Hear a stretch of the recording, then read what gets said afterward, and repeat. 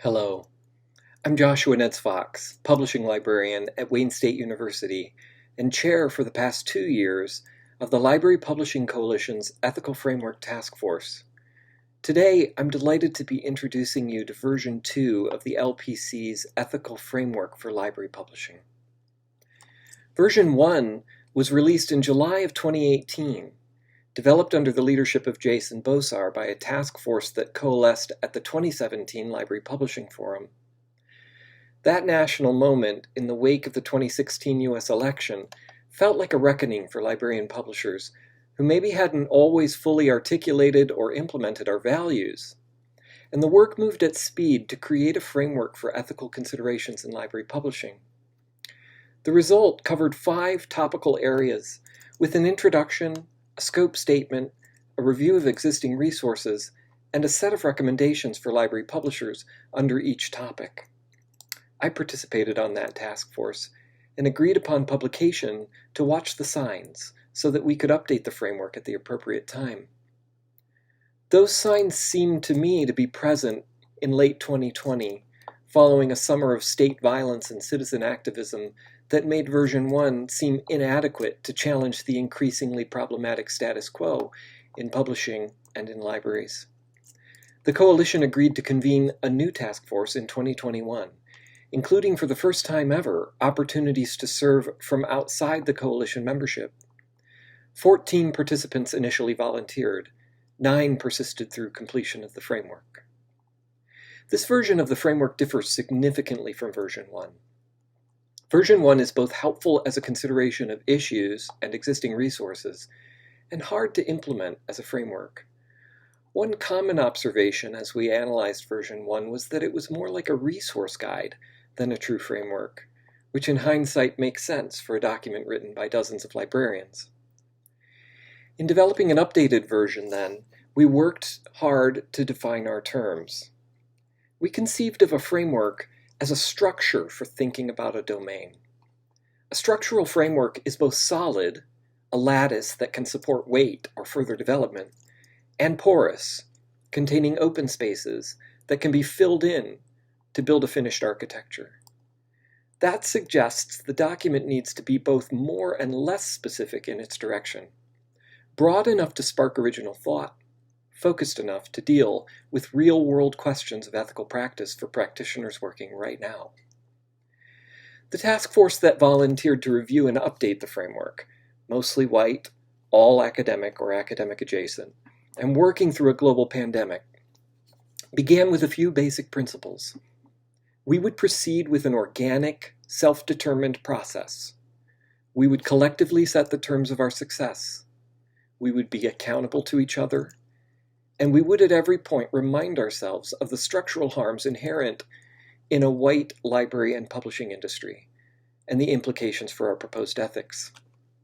As we worked, we quickly developed a few more directives: that we would prioritize a human-centered ethic, and that we would trust in our collective authority to name our ethical practice. With that in mind, version 2 represents an entirely different approach from version 1. Through an iterative series of generative exercises, the task force developed a tiered document consisting of 3 layers. At the highest level are frames, which describe the foundation of ethical thinking in library publishing. There are 4 frames. 1 is fundamental, and the other 3 rest on top of it. The fundamental frame is library publishing is values-based.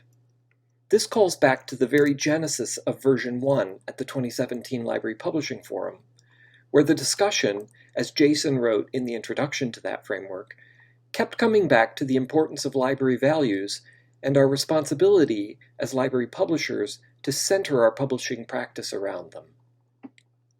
Until a library publisher defines their values, no basis exists for ethical decisions under the other frames. Values also drive aspirational progress and determine the extent to which we can truly advocate for a human-centered ethic of library publishing. Resting on this frame are the other 3. 1. Library publishing is both librarianship and publishing. Our association with both professions gives us two ethical traditions from which to proceed, and allows us to extend those traditions in conversation with each other.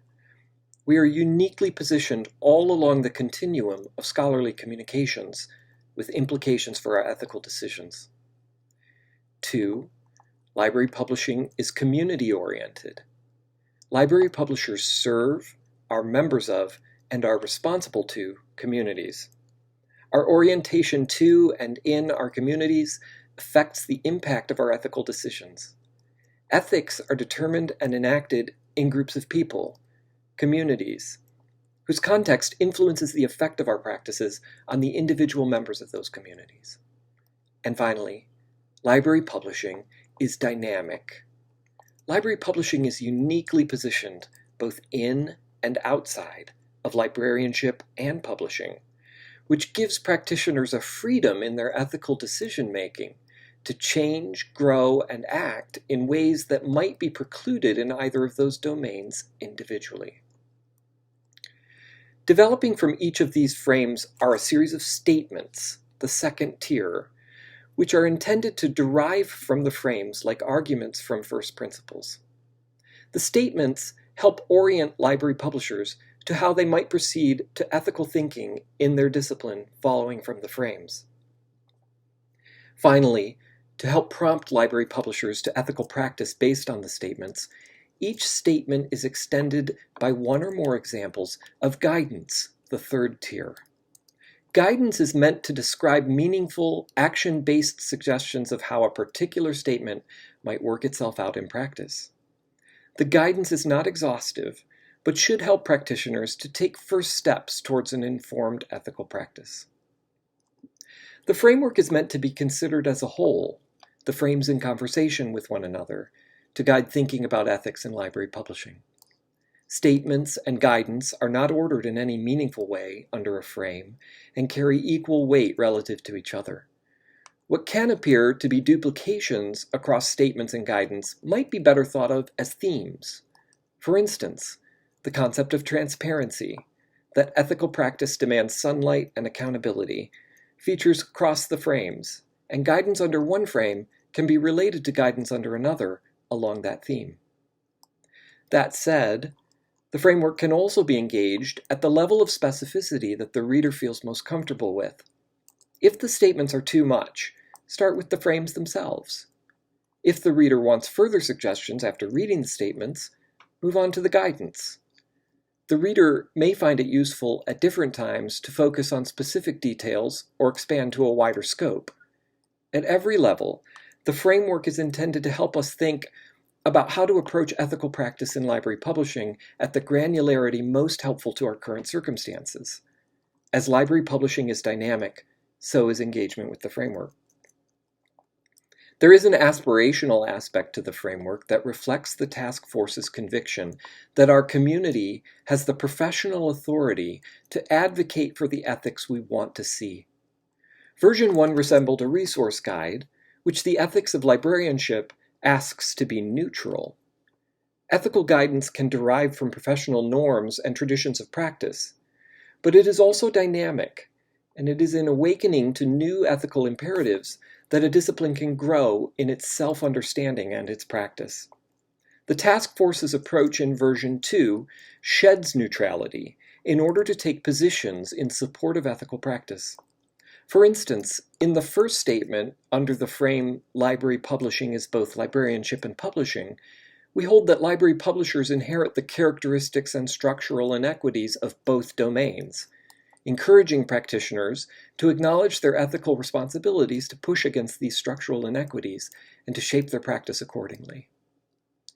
The framework does not supplant existing ethical guidelines in either librarianship or publishing. It makes direct reference to those established ethics, but it asks library publishers to evaluate and ground those guidelines in their own clearly defined values. The space at the intersection of librarianship and publishing gives library publishers latitude to make choices that support activities that either of those disciplines might not undertake alone, suggesting and hopefully creating a future for library publishers where our ethical norms support the world we long to live in. At the end of the framework, the reader will find a visual representation and condensation of the framework, which the authors imagined as a useful visual prompt for library publishers who would like to remain in conversation with the ethical framework in their everyday work. As a document from our professional community, the framework has a formality that can support negotiations with administrators for policy development and direction in library publishing. Our hopes for the framework are that it sets a standard for library publishers, that we can aspire to an ethical practice that goes beyond the status quo in librarianship and publishing, one that centers the people who make up our teams, our communities, one that does not settle for the inequitable, the exploitative, the oppressive practice, simply because the structures in place make it hard to do otherwise. In advancing this version of the framework, we stand by our authority to decide what our ethic will be. We also embrace its fuzzy edges and contradictions. We see it as a work in progress, to be taken up in turn by future library publishers who themselves feel the need to advance the ethics of our discipline.